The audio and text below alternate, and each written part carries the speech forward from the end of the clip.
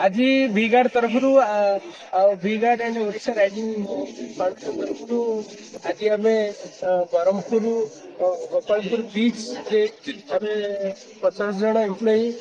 भिगार्ड distributor Brahmapur distributor और यार local executive समस्त मिलमिशि आज गोपालपुर बीच को आम परिष्कार कर स्वच्छ भारत एक अभियान आम चाहूँ जे बीचटा क्लीन रो द्वारा पॉलिथीन जो आमर बहुत क्षतिकारक होगुड़िक आम सफा कर बहुत आवर्जन थिला बहुत खुशी अच्छु जे आम यही कार्यक्रम सब कर चलू आम ओआर ऑफ ओडिशा राइटिंग फाउंडेशन भिगार्ड मैनेजमेंट तरफ धन्यवाद देवु यही कार्यक्रम से अग्रवाद कर आगू हाथ बढ़ाई। धन्यवाद।